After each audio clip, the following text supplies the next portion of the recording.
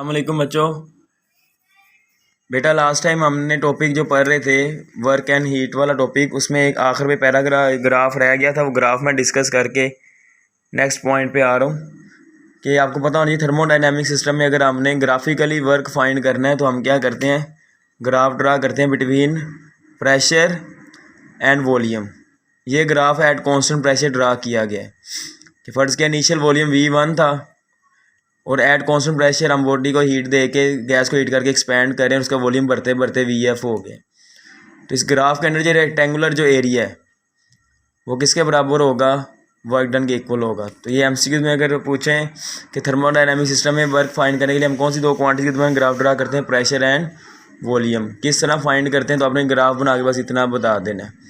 ठीक है, अब मैं नया टॉपिक आज स्टार्ट कर रहा हूँ, वो है फर्स्ट लॉ ऑफ थर्मोडायनेमिक्स।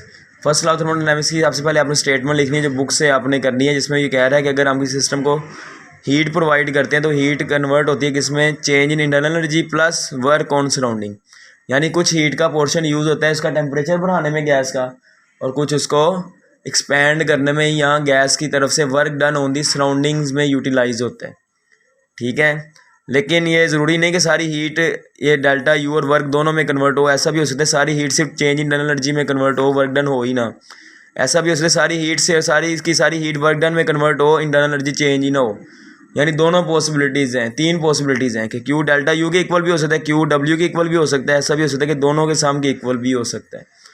ठीक है, लेकिन हमने जनरल लेके स्टेटमेंट ड्राइव की है इसकी, और ये हमारे वाले टॉपिक में पढ़ेंगे क्यू डेल्टा यू के बराबर कब आता है, क्यू डब्ल्यू के इक्वल कब आता है। तो पहले आपने स्टेटमेंट बुक से करनी जो ग्रीन बॉक्स में इस टॉपिक में है, फिर ये मैथमेटिकल फॉर्म लिख देनी है, और चेंज इन इंटरनल एनर्जी किसके बराबर है, final internal energy minus initial. फिर एक्सप्लेनेशन में जैसे लिखवा रहा हूँ वैसे लिखनी है आपने कि अगर हीट ऐड करें हम in system then it may change its internal energy due to rise in temperature, क्योंकि टेम्परेचर बढ़ेगा, टेम्परेचर बढ़ने का मतलब इंटरनल एनर्जी बढ़ रही है।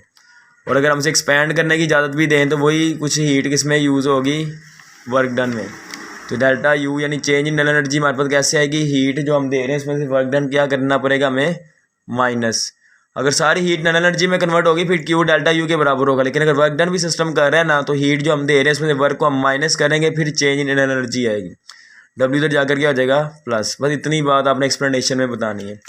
फिर हम दो एग्जांपल दे रहे हैं फर्स्ट लॉ ऑफ थर्मोडायनेमिक्स के हवाले से। एक बाईसाइकिल पंप वाली ये शॉर्ट में आ सकती है कि बाईसाइकिल पंप में हम जब पिस्टन को इन्वर्ट मूव करवाते हैं ना, तो यहाँ पे हम मैकेनिकल एनर्जी दे रहे हैं जो आगे किस में कन्वर्ट हो रही है, इंटरनल एनर्जी में, क्योंकि टेम्परेचर इसका बढ़ रहा है।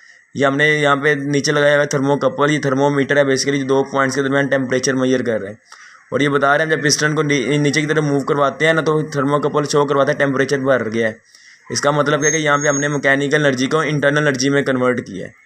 ठीक है, तो अगर शॉर्ट भी आएगा एग्जाम्पल दें जिसमें मैकेनिकल एनर्जी इंटरनल एनर्जी में कन्वर्ट हुई है तो आप ये एग्जाम्पल दे सकते हो। इसमें जो लिखना मैंने लिख दिया कि as piston move inward then mechanical energy converts into internal energy because thermocouple shows rise in temperature of gas. बस इतनी बात आपने बतानी है। ठीक है, दूसरी क्या एग्जांपल वो दे रहा है हमें ह्यूमन मेटाबॉलिज्म वाली के ह्यूमन मेटाबॉलिज्म क्या है, इंसानी बॉडी के अंदर होने वाले जो प्रोसेस हैं उन्हें मेटाबॉलिज्म कहते हैं। Energy transferring process in body is called metabolism. कि हम जो खुराक खाते हैं उससे हमें जो एनर्जी मिलती है ना in the form of heat, वो आगे हमें यूज़ करनी पड़ती है। किसके लिए, we need energy to move objects, to grow, हम जो ग्रोथ हो रही है उसमें एनर्जी इस्तेमाल होती है, टू वर्क कोई काम करने में इस्तेमाल होती है, टू वॉक वगैरह। तो ये सारी जो एनर्जी हम खुराक से लेके आगे यूटिलाइज़ करते हैं, इस प्रोसेस को मेटाबॉलिज्म कहते हैं। और आप देखें क्यू बराबर डेल्टा यू प्लस वर्क, तो डेल्टा यू बराबर आ जाएगा क्यू माइनस डब्ल्यू। अब यहाँ से क्या पता चल रहा है, जितना हम ज़्यादा वर्क करेंगे उतनी हमारी इंटरनल एनर्जी कम होगी, कि as we do work our internal energy decrease. इसलिए हम अपनी इंटरनल एनर्जी को मेंटेन रखने के लिए हीट बढ़ाते हैं, वो किस तरह, बाय ईटिंग फूड। इसलिए आपने देखा होगा रमज़ान में हम सुबह ही बस एक ही दफ़ा खुराक खाते हैं तो हीट हमें जो मिलनी थी मिल जाती है। फिर पूरा दिन हम सिर्फ वर्क करते रहते हैं, हीट चेंज जो है वो कम, तो क्या होता है, इंटरनल एनर्जी हमारी कम होती जाती है।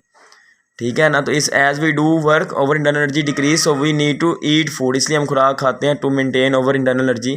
ठीक है, ताकि हमारी इंटरनल एनर्जी क्या रह सके, मेंटेन। तो अगर ये शॉर्ट आया ह्यूमन मेटाबॉलिज्म डिस्कस करें तो आपने ये एग्जांपल डिस्कस करनी है। तो second first law of thermodynamics अगर लॉन्ग में भी आए तो जितना मैंने बताया आप इतना ही लिख दे तो इनफ है। ठीक है, बाकी शॉर्ट में आए तो आपने जितना मैंने बताया आप इतना बता देना, सफिशेंट है। ठीक है बेटा।